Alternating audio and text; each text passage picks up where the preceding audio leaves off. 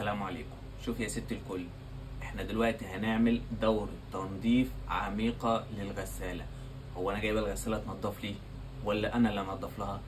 بص يا ست الكل، لازم كل شهر تعملي دورة تنظيف عميقة للغسالة، لأجزاء الغسالة.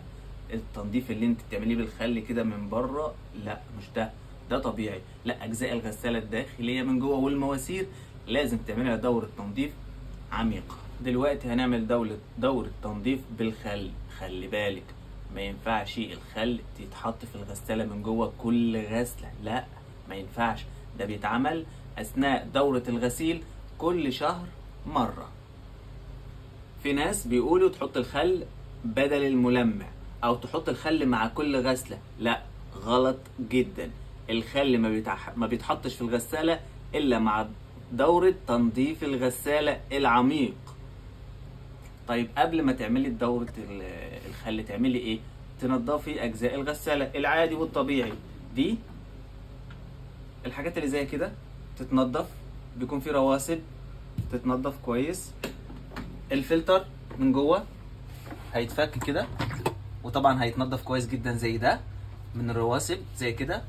تتأكدي ان مفيش رواسب هنا، دي تتنضف كويس جدا برضو من الرواسب. شوف المية نضيفة هنا، مفيش رواسب، مفيش اي حاجة متنضفة، تمام. وبعدين تركبي هنا بقى. ممكن ما تطلعيش الرشاشات بخلة سنان وتنضفي الرشاش من هنا، واللي فوق نفس الكلام قبل دورة الخل، تمام كده. ندخل بقى ونجيب كوباية. الكوباية دي كبيرة شوية، انا هاخد 3/4 خل عشان كبيرة شوية. جيب الخل يا ست الكل،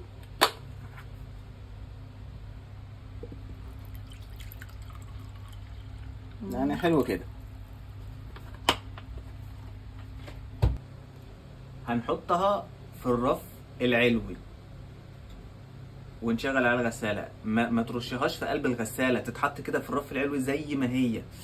نقفل ونشغل على اعلى درجة حرارة.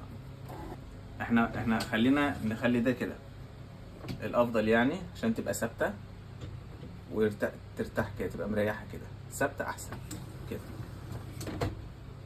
واعلى درجة حرارة. دلوقتي يا جماعة في نص الدورة هنوقف ونفتح بقى ونشوف. ايوه، هنعمل ايه بقى دلوقتي؟ دلوقتي فتحنا الغسالة، هنحط معلقتين كربوناتو في ارضية الغسالة. شوفوا هنا الخل مع المية ده ملناش دعوة بيه، هنكمل عليه زي ما هو.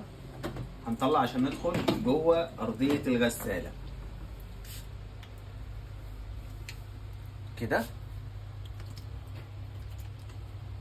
في ارضية الغسالة كلها معلقتين كربوناتو.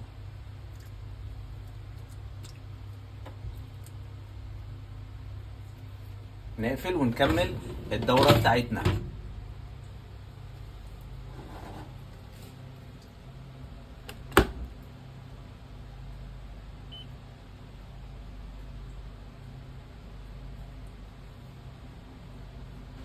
خلصنا كده يا جماعة، نفتح نشوف.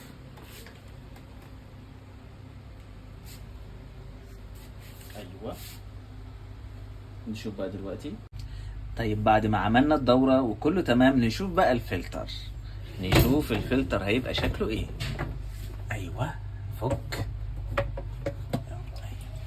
ادي الفلتر. اوبا، شوف بقى ده. اولا دي ترسبات، لا دهون ولا هي اي حاجة، لان انا بغسل الفلتر بتاعي بعد كل غسلة. كل غسلة بغسلها بغسل الفلتر. امال ده ايه؟ بعد ده ترسبات. وده فايدة دورة الغسيل العميقة للغسالة نفسها. شوف الترسبات. هنا بقى يا ست الكل تنضفي الأجزاء اللي جوه. أول حاجة زي كده تنضفي ده، وزي ما قلنا قبل كده الجلدة دي ما تتشالش، دي ما تتشالش كده. تنضفي كده اهي، الجلد تحت الجلد اهي كويس كده تحتها، تمام. ومن جوه بقى تنضفي ايه الاجزاء دي كويسه جدا كده كده، نفس الكلام. من فوق، كل الغسالة من جوه تتلمع بعد دورة العميق. كده يا ست الكل هنسيب الغسالة مفتوحة بعد ما خلصنا الدورة كاملة، هنسيبها مفتوحة. تمام كده كل حاجة. ما تستخدميش خل كتير علشان أجزاء الغسالة. كل شهر تعملي الدورة دي مرة في الشهر. تمام يا ست الكل. تابعوا قناتي على اليوتيوب، عليها الاير فراير، غسالات الاطباق، غسالات الملابس. وتابعوا قناتي على اليوتيوب، عليها نصايح لحاجات كتير بقى، مش بس غسالات الاطباق، على الميكرويف، على الاير فراير، على غسالات الملابس، وحاجات كتير يا ست الكل.